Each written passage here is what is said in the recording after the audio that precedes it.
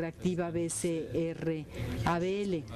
Creo que los pacientes se sienten motivados cuando ven que la PCR está respondiendo, pero si no están viendo eficacia, pues es más difícil motivarlos para que continúen con el tratamiento. Un punto acerca de la reducción de la dosis.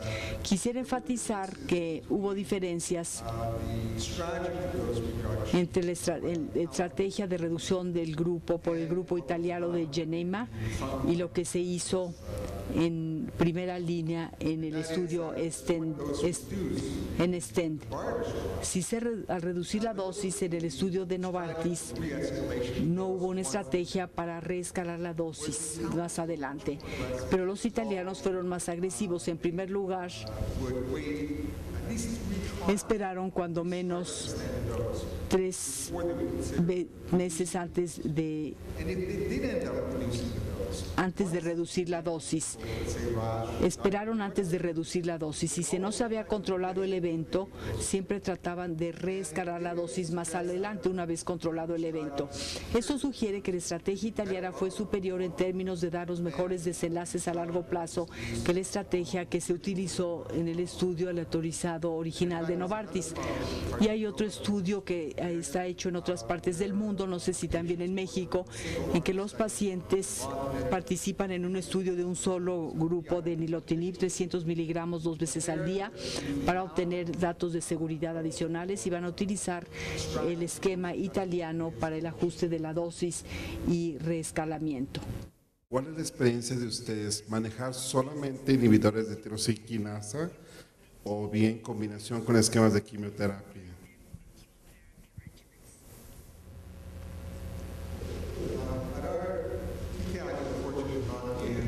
Los TKIs desafortunadamente no son la respuesta para la enfermedad en fase avanzada. Ciertamente hay experiencia y quizás pudiera yo resumirlo de esta manera. Creo que todos estos pacientes deben recibir TKIs.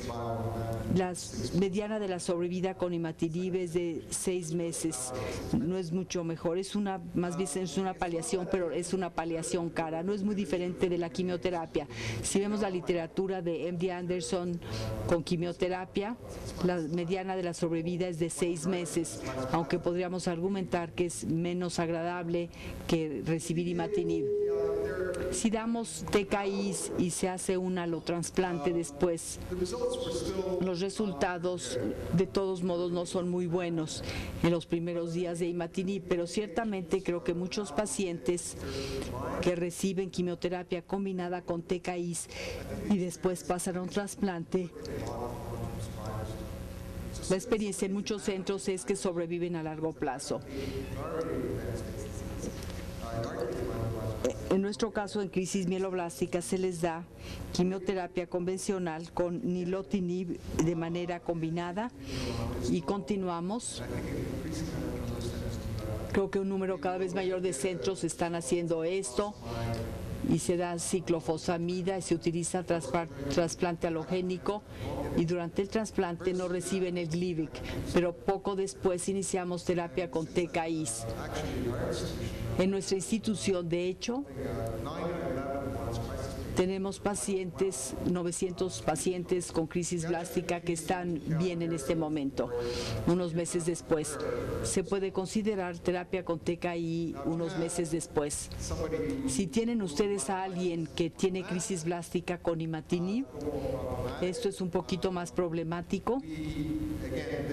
De nuevo, creo que allí habría un menos consenso. En nuestra institución, lo que hacemos es darles quimioterapia a los pacientes, combinamos con TKIs de segunda generación, hacemos el trasplante, volvemos a darles TKIs de segunda generación después y tengo alrededor de 6-7 pacientes de 10 que están perfectamente bien 2 a 3 años después. Es algo que nunca veíamos porque estos pacientes siempre se morían. Desafortunadamente no tenemos una guía firme, tenemos simplemente experiencia anecdótica, opinión de expertos. Creo que se están recabando datos y esperemos que haya un análisis con un gran grupo de pacientes para saber. Me gustaría mucho saber cómo le hacen en Australia. En Sydney se hace algo similar, son los mismos principios. Si el paciente tiene enfermedad avanzada, hay que reducir el número de células leucémicas lo más rápidamente posible. Una proporción de las células pueden ser sensibles a los TKIs, pero parte de la leucemia va a ser resistente, por lo tanto es lógico utilizar un abordaje combinado de TKI más quimioterapia. Aunque esto es evidencia anecdótica, la mayor parte de los esquemas en que se continúa el TKI es mejor que tratando de alternarlo. La meta es el trasplante de células madre, pero sabemos por todos los demás modelos de pacientes que mientras menor la carga de la enfermedad al momento del trasplante, mayor éxito. En Sydney creo que los pacientes les va bien con tratamiento prolongado con TKIs más el trasplante, con la idea de que sí se puede prevenir, es mejor, se les puede mantener durante más tiempo en remisión con los TKIs. Bueno, yo creo que la mayoría de los hematólogos que tratamos leucemia mieloide crónica y que tenemos la situación desafortunada de tener un paciente que debuta en crisis blástica, pues más o menos existe el consenso de que dependiendo de la edad de la patología sistémica concomitante, pues tenemos que tratar de ofrecer algo. Y bueno, pues estoy de acuerdo en ese punto de que hay que dar terapia combinada con inhibidor de sinasa más quimioterapia sistémica y se puede el trasplante. A pesar de eso, hay pacientes, sobre todo de pacientes con leucemia linfoblástica, que son aún dando mantenimiento con imatinib, pues muchas veces ya no da el tiempo apropiado después del trasplante, pues porque pues estamos hablando de pacientes que están con inhibidores, que están con inmunosupresores, y muchas veces de aquí a que nosotros logramos el quimerismo o la situación óptima para poder agregar el inhibidor, nos gana la enfermedad. Nosotros hemos tenido algunas experiencias desafortunadas en pacientes con leucemia linfoblástica, que a pesar, yo recuerdo mucho una paciente que incluso la trasplantamos con remisión molecular completa. La paciente llegó, se manejó con Hipercevat, se le dio imatinib, la llevamos a una remisión molecular completa. En ese momento se realizó un trasplante alogénico.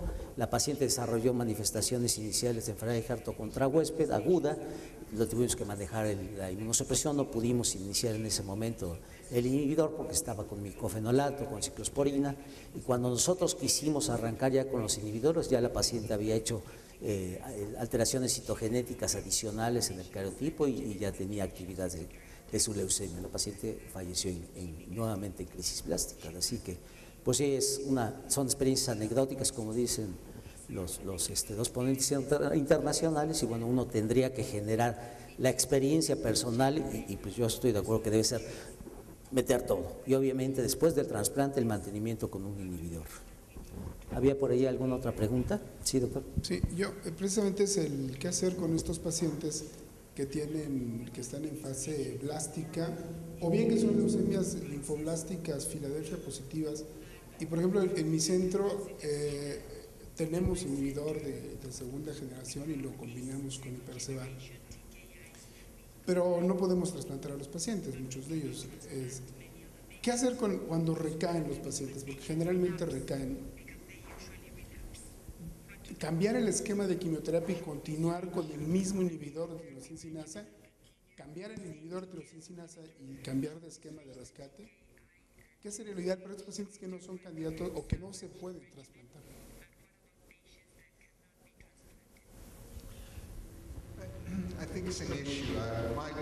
Creo que es un problema. Mi opinión de la crisis blástica, cuando no se puede trasplantar, es que hay que dar terapia paliativa. No podemos prolongar mucho la vida de estos pacientes. Por ejemplo, si tuviera yo un paciente con muchas comorbilidades que no es candidato a trasplante, no estoy seguro de que le daría yo terapia combinada, le daría yo un inhibidor de la tirosina sinasa. Si falla, le daría paliación. En mi instituto, por el momento,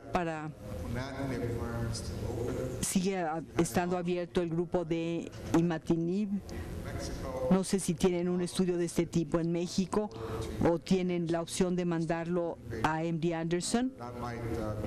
Esto podría ser útil porque hay pacientes que tienen buenas respuestas en la calidad de vida, pero creo que si se les da un TKI y fallan, se les puede dar quimioterapia, puede o no inducir remisión, pero va a ser muy breve y la mayor parte del tiempo lo va a pasar en el hospital. Creo que está